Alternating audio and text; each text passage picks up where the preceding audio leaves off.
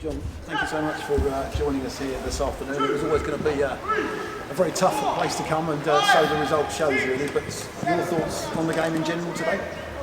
I'm disappointed. 2 goals, own goal and a slip. We're supposed to come into a game that obviously they've got a game plan and stick to what they do. But when you're playing 12 men there every game, it's ridiculous. Good luck to them. Look, could I play like that? Would I play like it? If we had the players, you might do. But they are what they are, and we are what we are. We stuck together. We never give in. We just kept fighting.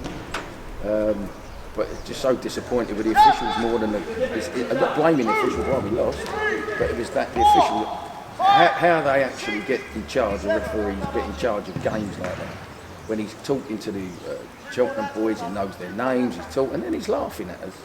We're there, a team is 2-0 up with 4 minutes to go, and he books us. He books Nedson for kicking the ball away.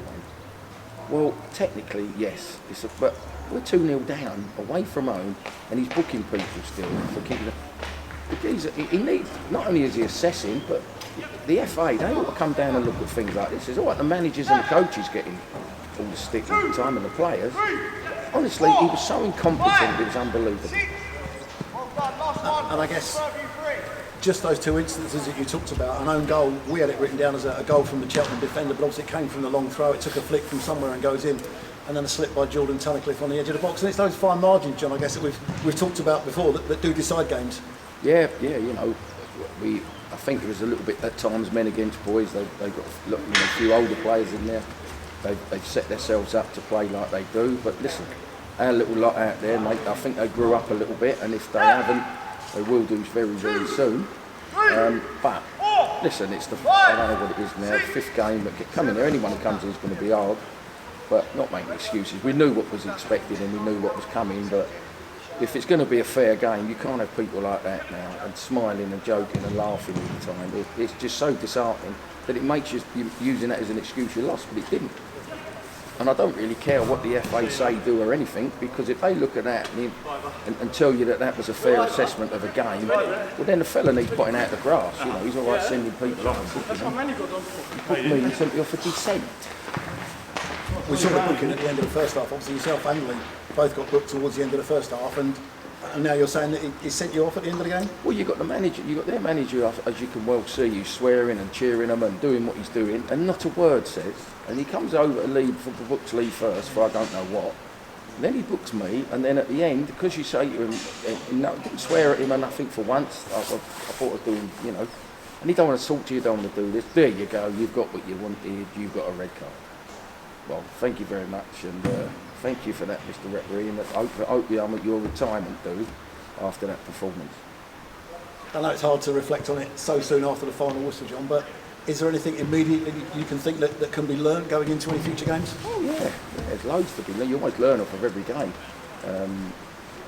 I suppose today, did we get enough shots off? Did we worry their keeper a little bit?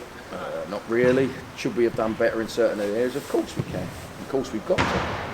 But listen, there's no negatives once again. For once, I get quoted for being miserable when we don't win. But today, obviously you're upset that you lose, but the lads stuck at it. And as I keep saying, it showed right at the end. George Frankham goes in for a tackle, the fella buries him, and George gets a free kick against him. And he laughs. The referee's laughing. You're going into a strong run of games now, Saturday, Tuesday. Is this where the depth of the squad is really going to come into play? Because obviously George Frankham's come off towards the end with a knock. Yeah, you've probably not had a chance to assess that just yet. No, but I've been saying that all season, People that keep saying you've got 4 centre-halves, you've got this, you've got that. You're Crawley Town Football Club, and we need players round us to replace players. We're not a team that can carry 30, 40 like these have got, or even experienced players that these have got because of the money side. But listen, would I change it? Of course I wouldn't. And as I keep saying to everybody, whatever team we send out, we'll have a go for. And they did have a go today, but whether it was good enough or bad enough, they stuck at it. Home form is very good, John, and a chance to put things right next Saturday. I know it'll be back to the drawing board on Monday on the training ground, but an opportunity next Saturday to put things right and continue this great home form that the side have under you. Yeah, there's always opportunities, and that's the next one. We've got Arsenal in the meantime, but that's the next one. So league game, yeah, it's another game for me. Thanks, John. Thanks for your time. Thank you.